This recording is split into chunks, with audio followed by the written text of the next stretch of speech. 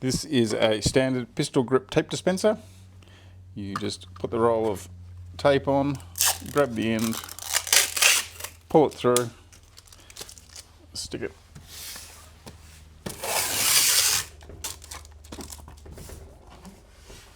Put the tape on.